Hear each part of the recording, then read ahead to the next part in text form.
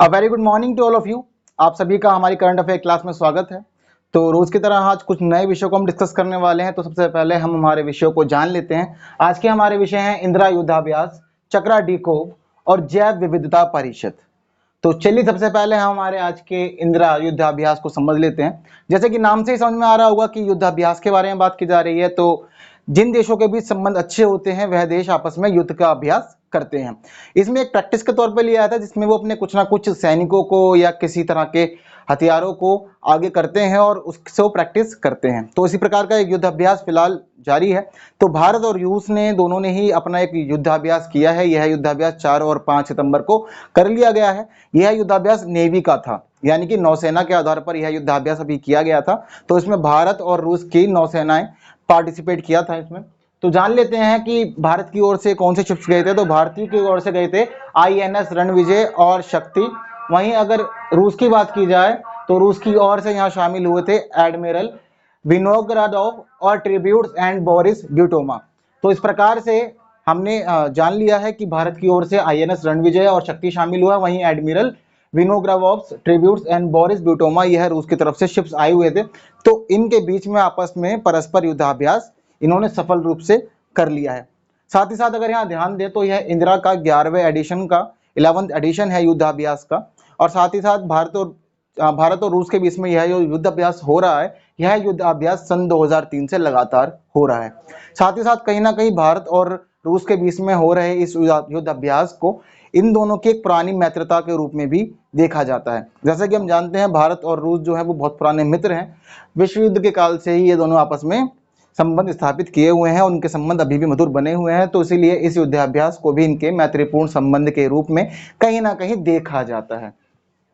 तो साथ ही साथ यहाँ पे एक ध्यान देने वाली बात यह भी है कि यह जो युद्धाभ्यास होना था, दरअसल ये नेवी वाला युद्धाभ्यास रूस के व्लादिवोस्तोक में होना था।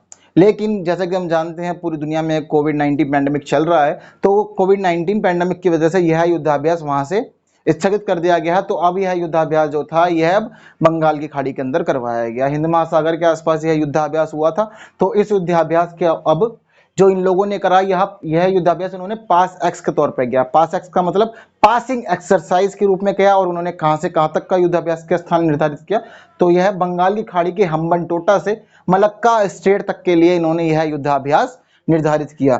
थोड़ा सा अगर हम मानचित्र के आधार पर समझे तो जो इसकी ये स्थिति थी, तो ये हम्बनटोटा कहां पर है, दरअसल जैसा कि हम जानते हैं हमारा श्रीलंका जो है, हमारे श्रीलंका का जो नीचे वाला पॉइंट है यहाँ पर है हम्बनटोटा। तो यहाँ से यह युद्धाभ्यास शुरू किया गया। वहीं इस युद्धाभ्यास को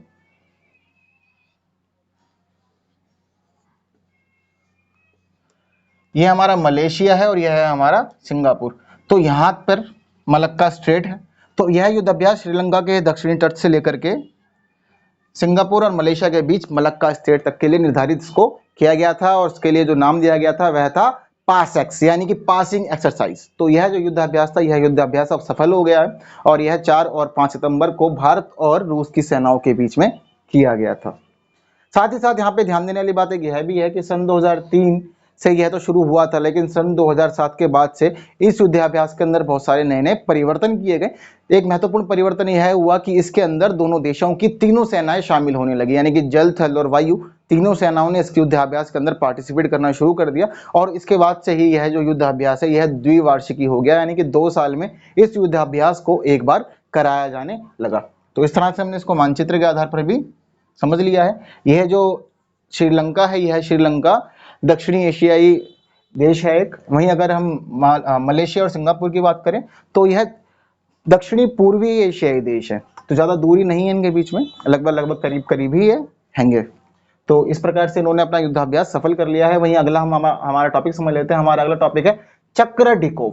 तो चक्र डीकोव दरअसल है कि चक्र डीकोव एक उपकरण है, यानी कि एक मशीन बनाई गई है। ये मशीन क्यों बनाई गई है, क्या उद्देश्य है इसके, वह सभी चीजों को हम जान लेते हैं। तो दरअसल IIT दिल्ली ने एक मशीन बनाई है। ठीक है, मशीन का क्या नाम है, मशीन को क्यों बनाया गया, इंक्यूबेटेड स्टार्टअप चक्र इनोवेशन, यानी कि एक चक्र इनोवेशन की एक मशीन है। इस मशीन के अंदर क्या किया जाएगा, इस मशीन का जो मुख्य उद्देश्य है वह N95 मार्क्स को डीकंटेनमेंट करने के लिए बनाया गया है, यानी कि उसके तहत, यानी कि इस उपकरण के द्वारा N95 मास्क के जो छेद होते हैं उन सभी छेदों के अंदर से वायरस को हटाया जाएगा और उस मास्क को फिर दोबारा शुद्ध किया जाएगा। साथ ही साथ यह भी बताया गया है कि उस मास्क को इतनी बार शुद्ध किया जा सकता है कि उसको कम से कम 10 बार तो इस्तेमाल किया ही जा सकेगा। तो 10 बार तक शुद्ध करने की क्षमता इस मशीन के अंदर है। तो यह किस प्रकार से यूज करेंगे, तो यह जो है इस मशीन को ओजोन गैस के माध्यम से इस्तेमाल करेंगे और ओजोन गैस की हाई पेनिट्रेबिलिटी की वजह से ये उसको बार बार डिकंटेमिनेशन कर दिया करेंगे और वह मास्क बार बार यूज करने के योग्य बना दिया जाएगा। ठीक है, साथ ही साथ इसके अगर सिस्टम की बात करें तो इस जो मशीन बनाई गई है इस मशीन के अंदर इनोवेटिव रिफाइनमेंट सिस्टम लगाया गया है, जिसकी वजह से अब तक यह उम्मीद जताई गई है। साथ ही IIT दिल्ली ने भी यह बताया है कि यह सभी जो चीजें हैं यह बहुत अच्छे से काम करेंगी और आने वाले समय में ये बहुत ही मददगार सिद्ध होंगी।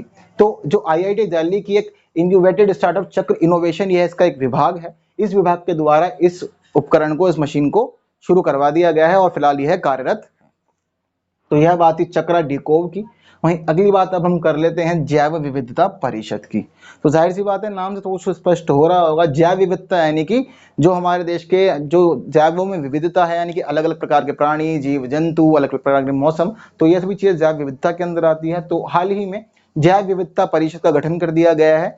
भारत के एक राज्य ने करा है, उस राज्य का नाम है जम्मू कश्मीर। तो जम्मू कश्मीर फिलहाल वर्तमान में एक यूनियन टेरिटरी है। तो यूनियन टेरिटरी के तहत जो वहाँ के राज्यपाल हैं यानी उपराज्यपाल हैं, नाम है उनका मनोज सिन्हा। तो मनोज सिन्हा ने हाल ही में एक बैठक की है और बैठक करने के बाद वहाँ पे जैव विविधता परिषद का गठन कर दिया गया है। साथ ही साथ उन्होंने यह भी बताया है कि जैव विविधता परिषद वहाँ की जैव विविधता के ऊपर एक डॉक्यूमेंट तैयार करेगी, जिसको बाद में प्रकाशित भी करवाया जाएगा और जिससे कि ताकि सभी लोगों को जानकारियां प्राप्त हो सके। साथ ही साथ जनरल एडमिनिस्ट्रेशन डिपार्टमेंट जो है जम्मू कश्मीर का, तो जम्मू कश्मीर के इस डिपार्टमेंट ने यह घोषणा भी कर दी है कि जो यह जैव विविधता परिषद है, यह जैव विविधता परिषद राष्ट्रीय जैव विविधता प्राधिकरण के तहत रहकर ही काम करेगी और राष्ट्रीय जैव विविधता प्राधिकरण जिस प्रकार के इसको निर्देश देगा उसी प्रकार से इसको कार्य भी अपने संपन्न करने होंगे। तो यह सभी बात इससे जुड़ी हुई थी। साथ ही साथ वहाँ के जो मनोज सिन्हा हैं, इन्होंने यह भी घोषणा करी है कि जम्मू कश्मीर के अंदर पंचायत और नगरपालिका स्तर पर भी ये सभी काम किए जाएंगे और वहां पर पीपल्स जैव विविधता रजिस्टर तैयार किया जाएगा। ठीक है, साथ ही साथ पीपल्स जैव विविधता रजिस्टर जो तैयार किया जाएगा तो इसको आने वाले समय में कहीं ना कहीं प्रशासन के अंदर और जैव विविधता को समझने में बहुत सारी मदद मिलेगी। ठीक है ना, समझ में आ रहा है, क्लियर हो रहा है। तो इस प्रकार से यह जैव विविधता परिषद बना दी गई है। साथ ही साथ अब यह बात कर रहे थे इसमें मेंबर कितने होने वाले हैं, तो इस जैव विविधता परिषद के अंदर जो टोटल मेंबर होंगे वो मेंबर रहेंगे 10। इसको दो पार्ट्स में डिवाइड कर दिया है, 5 और 5। इसके अंदर जो 5 सदस्य होंगे वह 5 सदस्य पदेन सदस्य होंगे। वहीं साथ ही साथ जो बाकी के जो 5 सदस्य होंगे यह सभी गैर अधिकारी सदस्य होंगे, यानी कि या तो विभिन्न विभागों से या फिर जन सामान्य से लिया जाएगा। तो इस प्रकार से यह परिषद का गठन कर दिया गया है। तो मुझे उम्मीद है आपको ये सभी चीज़ें क्लियर हो गई होंगी, अच्छे से समझ में आई होंगी। तो आज के इस क्लास में हमने इन 3 टॉपिक्स को काफ़ी अच्छे से समझ लिया है। तो इस वीडियो को लाइक कीजिए, शेयर कीजिए ज़्यादा से ज़्यादा लोगों तक और ऐसी ही वीडियो के लिए हमारे साथ बने रहिएगा। And thank you so much for watching this video.